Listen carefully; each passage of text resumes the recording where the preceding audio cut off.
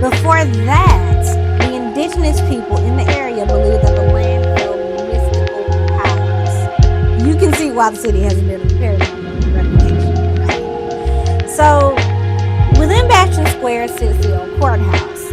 It was built in 1899 by German architect Hermann Otto Tietze. So, this building would see many a trial and to an extent, many an execution. The executions were actually done right outside the building. It's not insane, but it's just like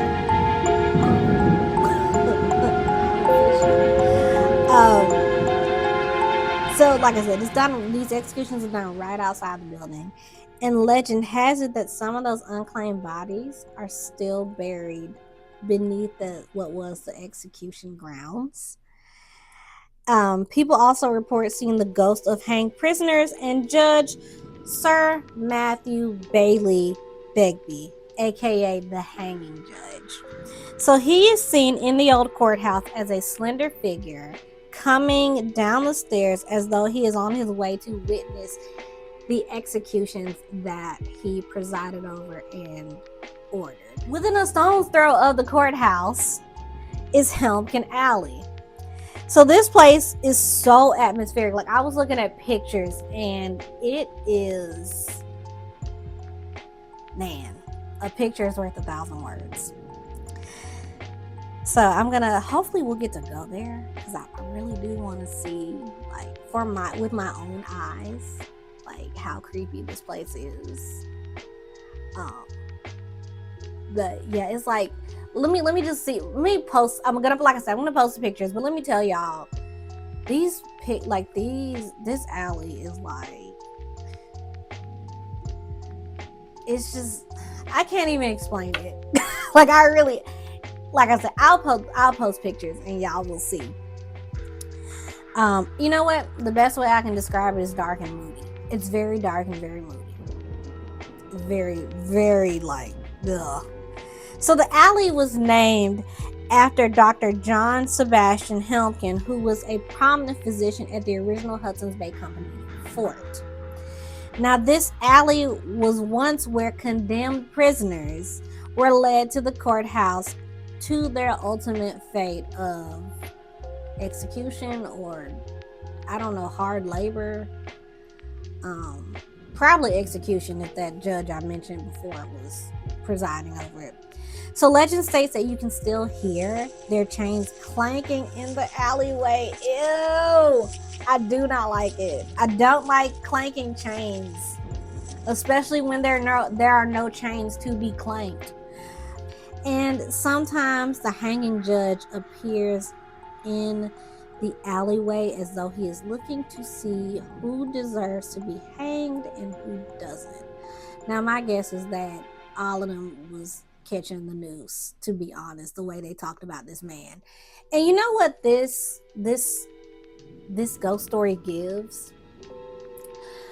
Have y'all ever heard the story of the judge's house? I think it's a Victorian ghost story. How fitting, Victorian ghost story. That's what this gives. I talked about the judge's house in another one of my videos. I might do a little reading for y'all, like, at some point. But if you know the judge's house, that's what this judge gives. Like, he's like a more modern version of that judge. I say modern because in the judge's house, that judge was from the era, if I remember correctly, the era of when they were executing witches in England, because it's an English ghost story. But that's what this gives, and that's why it's so creepy to me, because it's very much a Victorian ghost story, both in name and era. How crazy. But now we're gonna move. Hi y'all, so editing me here. Hatley Castle is not the filming location for Coventry and Twitches, but it is used in one of my favorite scary movies, and that is The Changeling from 1979. It's so fairy tale and so beautiful, but it's also so haunted. So it's 565 acres of haunting, to be exact. Now, this property is said to be haunted by Laura Dunsmuir, who was the wife of wealthy industrialist James Dunsmuir. And the Dunsmuirs had 12 kids, but only one son, one child, is the catalyst of this ghost story. Well, there's actually 2 ghost stories that he's like the catalyst for. So the story goes that Jim, that was his name, he was the youngest son too. Oh my goodness. The youngest son, Jim, was eager to join up for World War I, to fight. And in his eagerness, he booked passage on the RMS Lusitania. And if you know about the RMS Lusitania, you know it's about to happen. But if you don't, just hold on. So, unfortunately, that passenger liner would go down in 1915 after being torpedoed by a German U-boat just off the Irish coast. So, Jim Dunsmuir will be one of the 1,198 passengers who perished in the sinking. Naturally, this devastated the Dunsmuir family. This is the youngest son, and also it's just tragedy all around. And this especially affected his mother, Laura. So she refused to believe that her son had died. And she went to her grave believing this. And this is where the story begins. So during the home's time as a military academy, cadets refused to sleep in the youngest son's room due to the ghost of Mrs. Dunsmuir. So she would wake them up at night by pulling the covers off of them. And it feels like she may have thought one of the cadets was him because, like I said, they're cadets, they're in uniform. She seemed like she might have been confused. Like, even in the afterlife, in her grief, she's still just like kind of like trying to process this. She was also said to wander the gardens of the home, probably reliving happier times in her life. And they have these gorgeous gardens. Like, I'm not even somebody with a green thumb for real, but I can recognize some beautiful gardens. And Hatley Castle has some gorgeous gardens. So visitors to the castle report smelling cigar smoke, more than likely coming from James Dunsmuir, the father, who died shortly after learning of his son's death. What's sad though is even young Jim Dunsmuir haunts the house, but it's as though him and his parents are ships passing in a foggy night. That is so sad because it's like they can't see each other. Like they're on different, I don't want to say different planes of existence, but there's just something blocking them from seeing each other. And I feel like if they were to see each other and reunite in the afterlife, the hauntings would, I don't want to say stop, but they wouldn't be as prevalent as they are. But Jim, the youngest son, is seen coming up to the house, then disappearing, as though he's trying to get home, but he can't quite make it. It's sad, tragic, just story. But the people that work there, they kind of live with it. They just, they just, it was their home first. The Dunsmuir's home first. So I guess that's their logic. One other thing they talk about is how you can hear the sound of turn of the century music when there's like no record player or anything playing. That's creepy. Now that is creepy.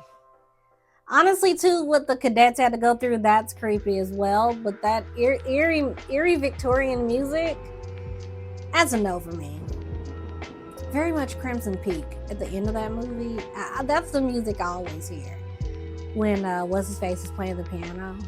Very much like that. Very Crimson Peak. Although I would hate for Guillermo del Toro to get a hold of it. Actually, no.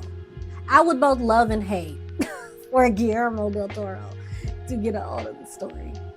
because he's going to make that ghost of that poor boy look absolutely heinous. Think about it. He died in a sinking where a torpedo hit a ship. Ciao. But no, I love Guillermo del Toro, but like I don't think he needs to touch this story. But somewhat touching ghost stories aside, we're gonna move on to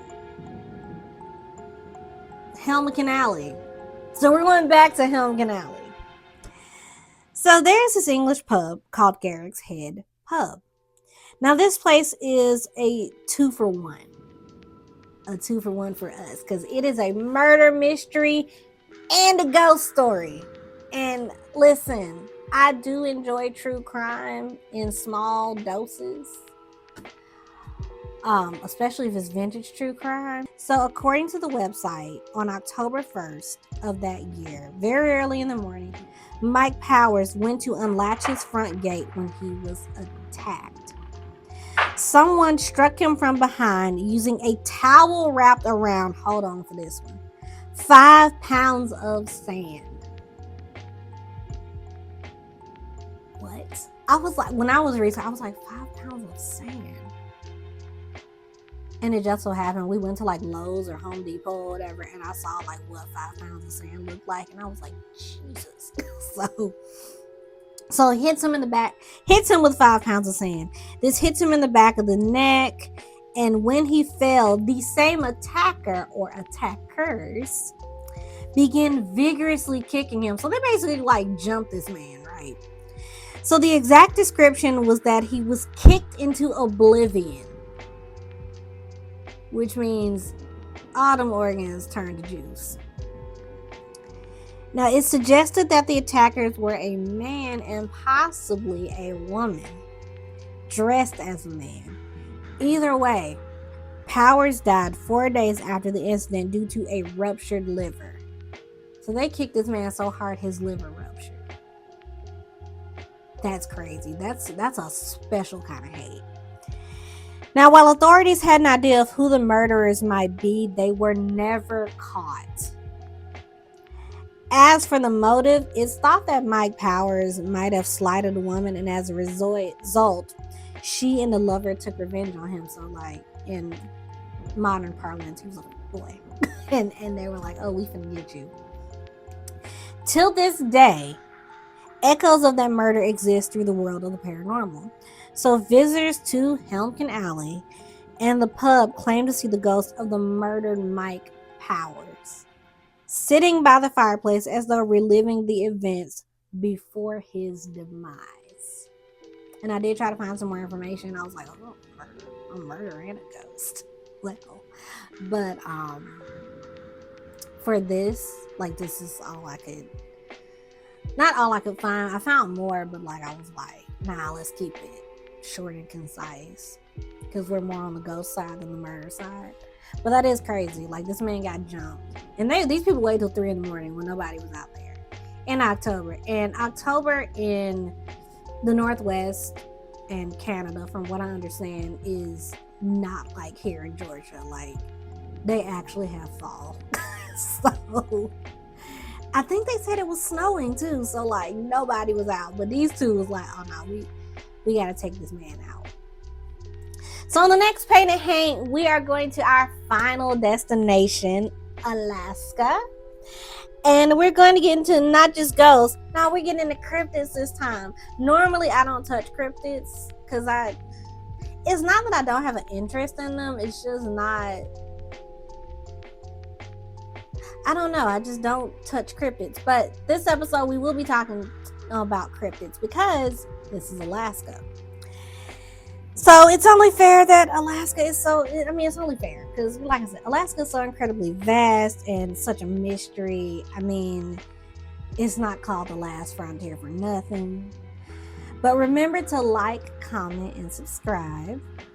And please follow me on TikTok at HaintBlueRee and on Instagram at Paint_it Haint21. I promise I'll be posting more stuff on there. I haven't really been posting like that. I did post something on my TikTok yesterday about all the Halloween wonders that At Home has to offer if you want to spend some money. I mean, they did have some inexpensive stuff, but like still, but it is nice stuff. But that's up there as well as some of my Lego Fridays content, because I also have a Lego channel that I do. But I will see you there, and thanks for watching. Bye.